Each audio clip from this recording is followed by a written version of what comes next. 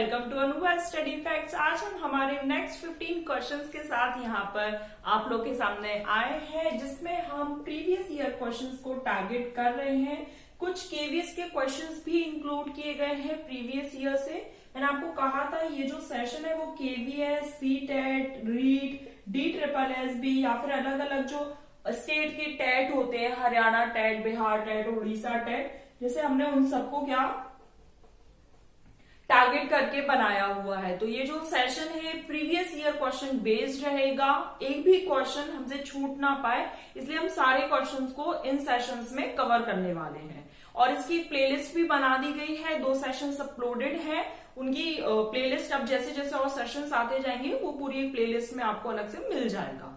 तो चलिए फिर आज का सेशन शुरू करते हैं। फर्स्ट क्वेश्चन ये रहा आपकी स्क्रीन पर। फर्स्ट क्वेश्चन देखो, फर्स्ट क्वेश्चन क्या कहता है,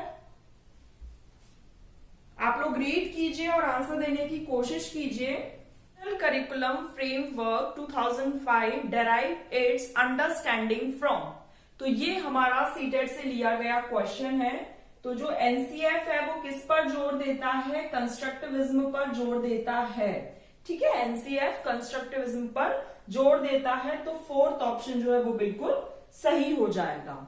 चलिए नेक्स्ट क्वेश्चन पर बढ़ जाते हैं। नेक्स्ट क्वेश्चन क्या कहता है, नेक्स्ट क्वेश्चन को रीड कीजिए।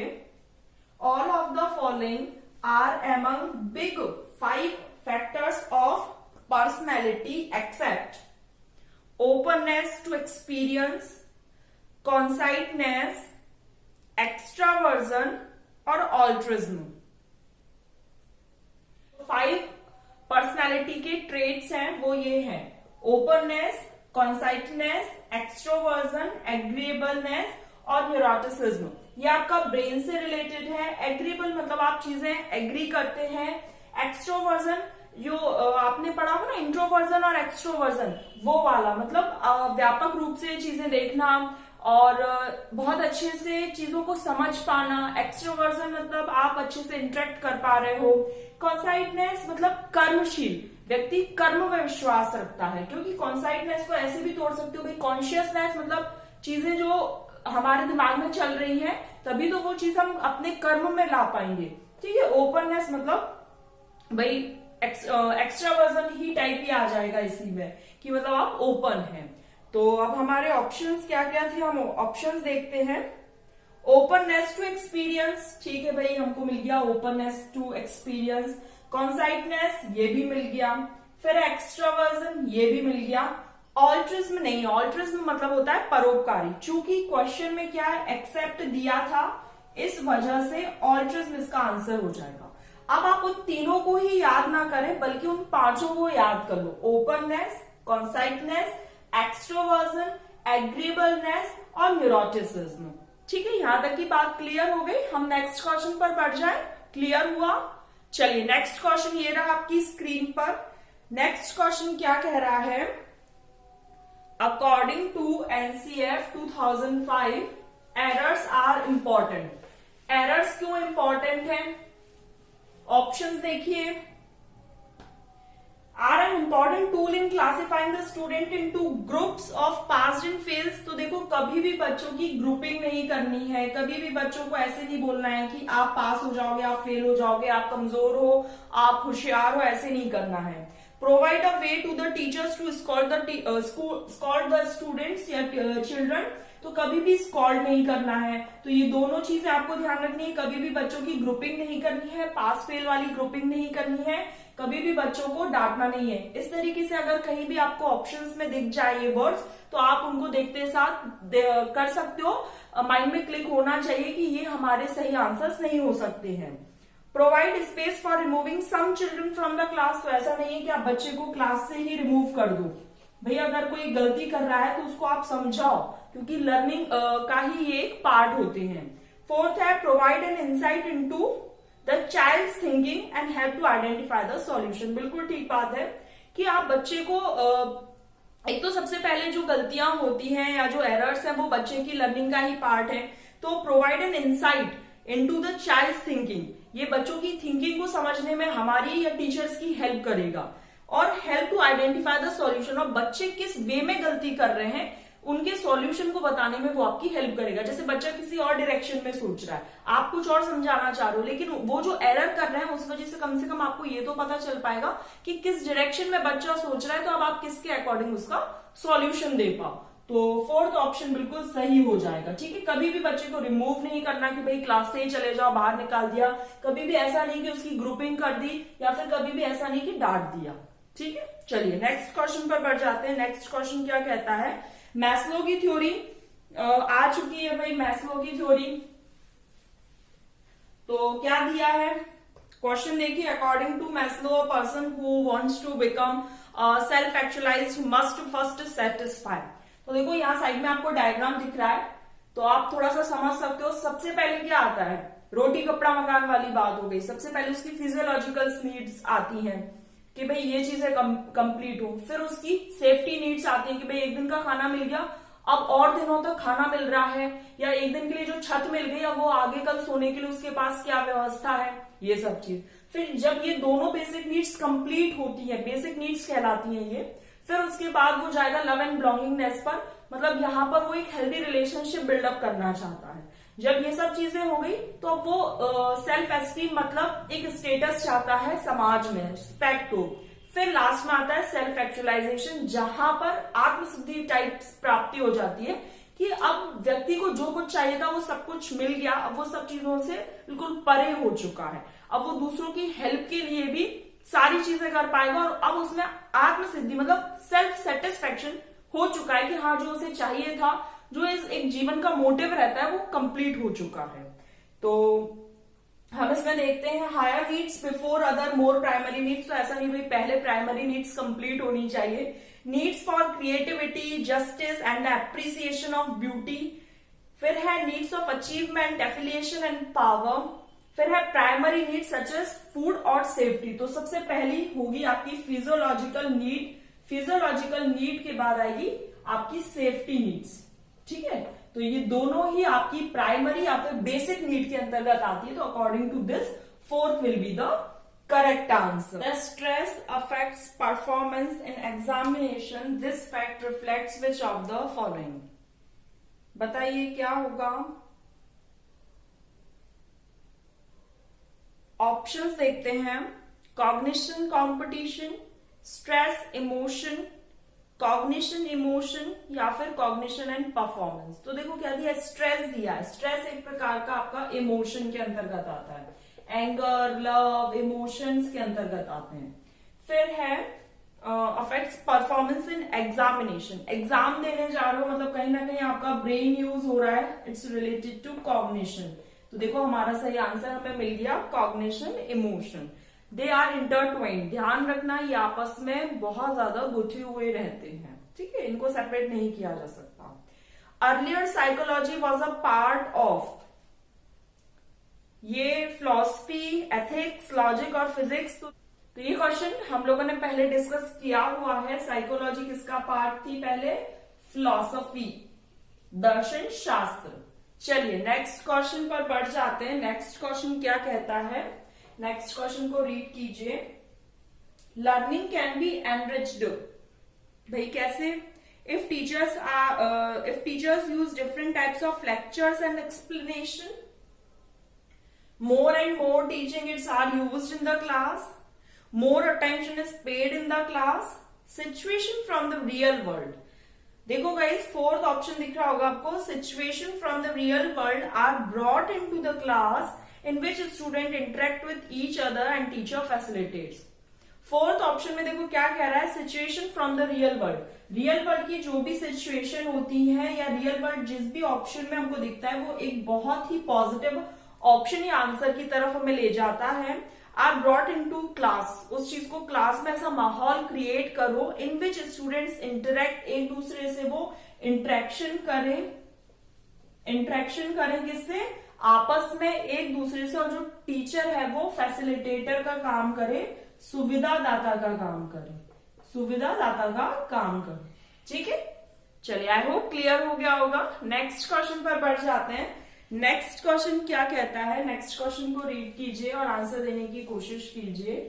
नेक्स्ट क्वेश्चन कहता है, a process where teacher attempts to describe and quantify the knowledge, attitudes or skills possessed by student, assessment of, assessment for, assessment as और assessment in learning। ये guys मैंने KVS से आपका question pick किया है, KVS previous year paper से ये question pick किया हुआ है। अब इसमें देखो एक वर्ड दिया है क्वांटिफाई द नॉलेज, मतलब जहां पर क्वांटिफाई हो, ग्रेड्स हो, वो किस पे आते हैं, आपके समेटिव असेसमेंट में आते हैं, which is related to assessment of learning. Assessment of learning से रिलेटेड है। देखो कुछ कुछ वर्ड्स ना ऐसे दिए रहते हैं क्वेश्चंस में जिनको हम पिक कर कर उस चीज का आंसर समझ सकते हैं। तो असेसमेंट ऑफ लर्निंग, और फीडबैक वगैरह के लिए जो होता है वो फॉर्मेटिव असेसमेंट होता है, जिसमें हम यूज करते हैं assessment for learning. I hope clear हो गया होगा। नेक्स्ट क्वेश्चन है, Rorschach test is a test in which it is assumed that what the subject says he or she perceives the blots to be are in fact reflections of unconscious motives according to Rorschach। तो ये कैसा होगा, objective test होगा, machine score test होगा, embedded होगा या फिर projective होगा। तो हम लोगों ने पहले इस पर बात की थी, मैंने आपको इसका पीडीएफ टेलीग्राम पर भी शेयर किया था। ये रॉर्शचाक जो इनप्लॉट टेस्ट है ये प्रोजेक्टिव टेस्ट के अंतर्गत आता है। प्रोजेक्टिव टेस्ट क्या होते हैं, जो अनकॉन्शियसनेस होती है माइंड की, अचेतन मन जो होता है उसके बारे में परीक्षण करने के लिए यूज होता है। चलिए नेक्स्ट क्वेश्चन पर बढ़ जाते हैं। In modern time psychology is considered the study of, किसकी स्टडी की जाती है तो बताएं आप लोग, स्पिरिट, सोल, गॉड या फिर ह्यूमन बिहेवियर। तो आज के टाइम पर क्या बिहेवियर की जो स्टडी है उसी को माना जाता है। पहले क्या माना जाता था, पहले सोल, भाई सबसे पहले आत्मा का अध्ययन होता था, फिर मन का होता था, फिर चेतना का होता था, consciousness, then some sort of behaviour is left. ये जो स्टेटमेंट है कि सबसे पहले मनोविज्ञान ने अपनी आत्मा को, फिर मन, फिर चेतना, and then some sort of behaviour is left, ये वुडवर्थ का कथन है, ठीक है। और ये जो बिहेवियर के बारे में बात की, तो बिहेवियरिज्म के फादर कौन है, जेबी वॉटसन है। ये दो तीन चीजें आप याद रख लीजिएगा, एग्जाम के पॉइंट ऑफ व्यू से इंपॉर्टेंट रहेंगी। चलिए नेक्स्ट है, Kanha is facing problem to solve a mathematical function, the number force compelling him to search for a way to solve it is completely known as. तो मतलब यहाँ पर the number force compelling him to search for a way to solve it, ये क्या होता है, ये motive होता है। क्या होता है, मोटिव या फिर मोटिवेशन। तो first option will be the correct answer. Next question पर बढ़ जाते हैं। नेक्स्ट क्वेश्चन क्या कहता है, in a class naughty child disturbs the student, which method should a teacher adopt to know the problem. तो भाई क्या करोगे, ऑप्शंस देखो, तो आप क्या करोगे, केस स्टडी, उस बच्चे की पूरी डेप्थ स्टडी करोगे कि क्या प्रॉब्लम है, क्यों वो बच्चा ऐसा कर रहा है, ये सब चीजें। नेक्स्ट क्वेश्चन है, एजुकेशन साइकोलॉजी इज अ क्या है, education psychology is an applied science. ये बिल्कुल आपका फैक्ट बेस्ड है और DSSB में ये वाला क्वेश्चन पूछा गया। साइकोलॉजी एन अप्लाइड साइंस ये DSSB में पूछा गया। नेक्स्ट क्वेश्चन पर बढ़ जाते हैं। नेक्स्ट क्वेश्चन क्या कहता है, प्रॉपर सीक्वेंस बताना है। क्या प्रॉपर सीक्वेंस बताना है, तो आप लोग बताएं क्या होगा।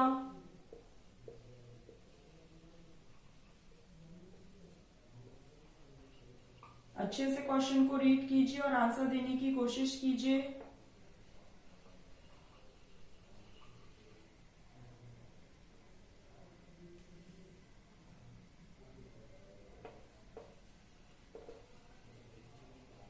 एक एक ऑप्शंस को ना आप लोग को अच्छे से रीड करना है,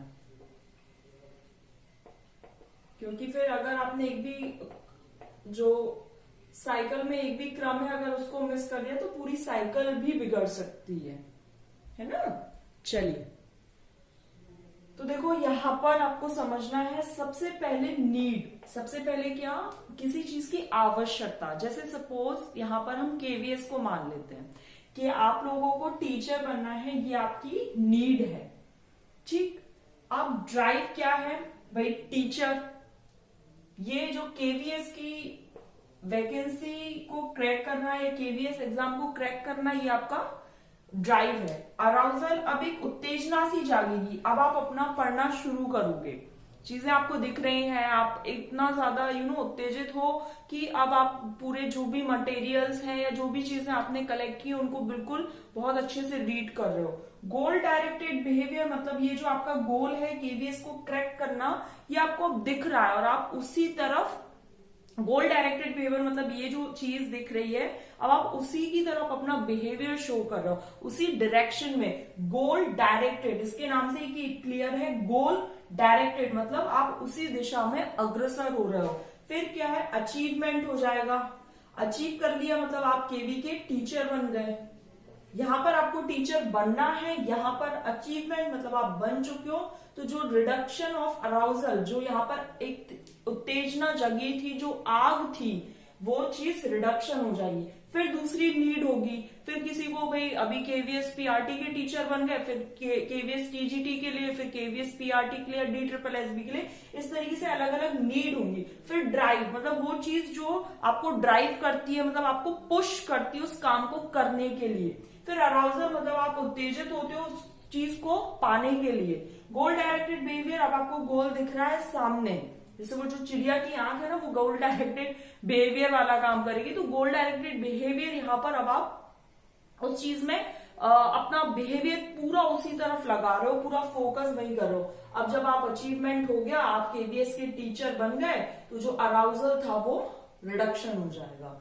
आई होप ये आपको पूरा साइकिल समझ आ गया होगा। Next question, when the development of the same subject is studied over a period of time. चलिए देखिए क्या होगा इसका answer. When the development of the same subject, survey study, cross sectional, life history या फिर लॉन्गिट्यूडनल। देखो जब same subject या फिर सेम चाइल्ड, बस ये याद रख लो कि जब सेम चीज की बात हो रही है दैट इज लॉन्गिट्यूडनल स्टडी, ठीक है। ये चीज आप थोड़ा सा याद रखेंगे। सेम सब्जेक्ट हो, same children, same student, same की बात हो रही है तो वो लॉन्गिट्यूडनल स्टडी, और जब डिफरेंट की बात हो रही है इट मीन्स क्रॉस सेक्शनल, ठीक है। आई होप क्लियर हो गया होगा। नेक्स्ट क्वेश्चन और आज के लिए लास्ट क्वेश्चन ये रहा आपकी स्क्रीन पर। क्या कहता है भाई, क्वेश्चन को अच्छे से रीड करो। Educational psychology is mainly concern with the understanding of general behaviour of. तो ये तो सबको पता होगा किस पर, ये हम पहले भी स्टडी कर चुके हैं, स्टूडेंट। भाई जो चाइल्ड होता है वो कैसा होता है, सेंटर्ड में होता है। तो गाइज यहाँ पर हमने अपने 15 क्वेश्चंस डिस्कस कर लिए। ये ऐसी सीरीज है जो आपके सभी प्रकार के टीचिंग एग्जाम्स में आपकी डेफिनेटली हेल्प करेगी। क्योंकि अभी 2 से 3 सेशन ही हुए हैं, जब ये महीनों तक ये सीरीज चलेगी और फिर आप उसका रिजल्ट देखोगे तो आप लोगों को खुद को अच्छा लगेगा। कम से कम इसमें ऐसे क्वेश्चंस इंक्लूड किए गए हैं जो 2 से 3 बार पूछे गए हैं अभी स्टार्टिंग में। फिर हम क्या करेंगे, धीरे धीरे हर एक क्वेश्चन को इंक्लूड कर लेंगे। KVS, CTET, HTET, Bihar TET, हर प्रकार के, DSSB, हर प्रकार के क्वेश्चंस को हम यहाँ पर इंक्लूड करेंगे। तो सेशन पसंद आया तो शेयर करो जो लोग अलग अलग टीचिंग एग्जाम्स की तैयारी कर रहे हैं। हम नेक्स्ट सेशन में मिलेंगे। Thanks for watching this video.